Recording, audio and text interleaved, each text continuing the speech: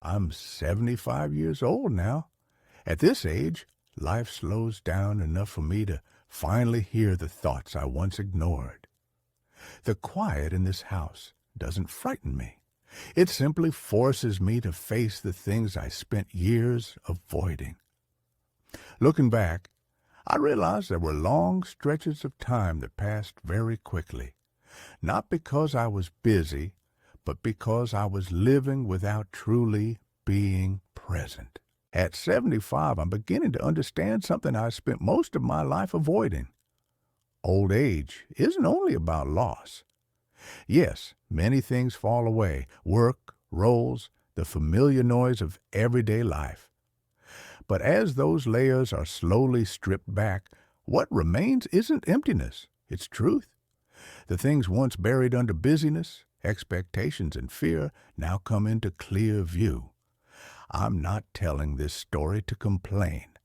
I'm telling it as an invitation to pause for a moment and listen to what's still there when nothing needs to be proven or tightly held anymore. Looking back on the road I've traveled, I've come to understand that nothing truly belongs to us forever.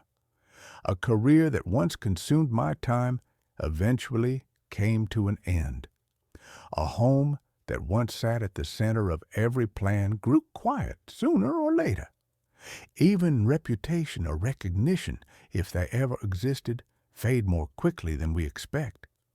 Those things mattered once, but they didn't stay. What did stay was the person I became along the way I treated others, the choices I made when no one was watching, and the values I held on to as the outer layers slowly fell away. As those outer layers fell away, I came to understand something else. The people in our lives never truly belong to us.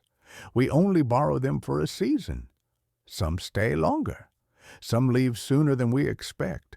But no one is permanent. I used to see every departure as pure loss. At this age, that feeling has changed. The pain is still there, but it now walks alongside gratitude. Gratitude that I was loved and that I once loved someone fully, without holding back. As everything else slowly fell away, I came to realize that only one thing is never lost to time: the love we give. Money can be spent, possessions can change hands, even memories can fade. But what we offer with sincerity doesn't decay, can't be sold, and doesn't disappear. It continues to live on in the way others choose to live, in the values they carry forward, and sometimes in the smallest moments we never even get to witness. At this age, I no longer measure life by what I've owned, but by what I've given. When I was younger, I lived as if life only truly began at the big moments.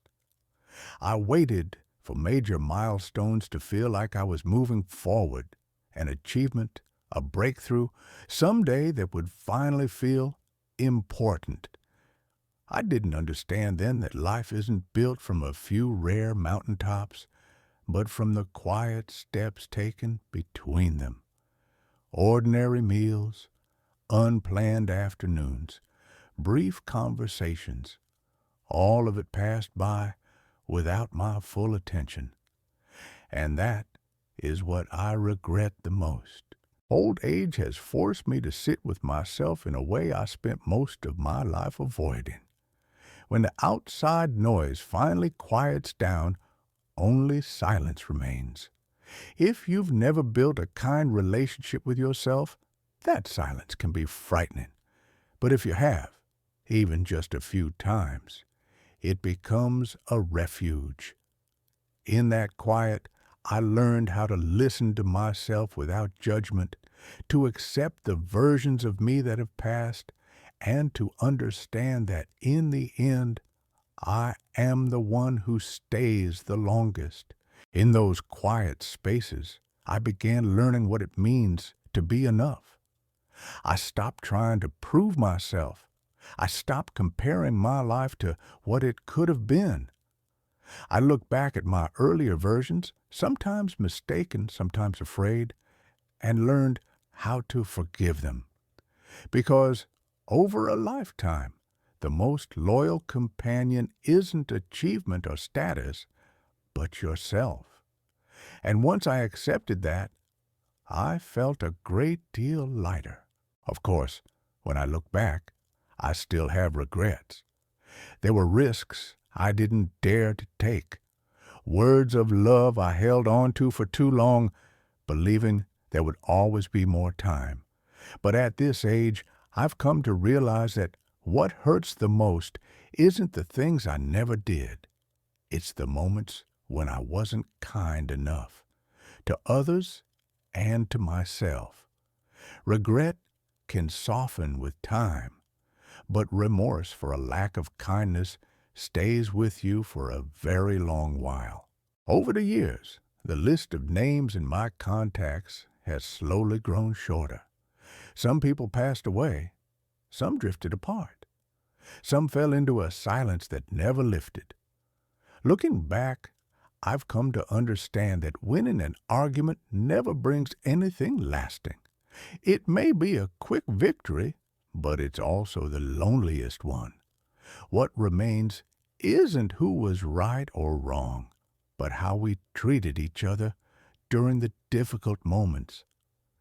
Kindness is always the right answer. So if there's still someone in your contacts, don't wait for a special occasion. Call them today, not to decide who was right or wrong, not to explain or defend anything, just to say, I'm glad you're still here. Sometimes, simple presence matters more than any justification. At this age, I've slowly accepted a new role, that of a witness. The world keeps moving without needing me at its center.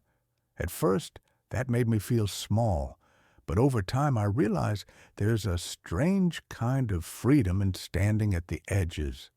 When I no longer have to prove that I matter, I'm free to watch life unfold with genuine curiosity and quiet appreciation.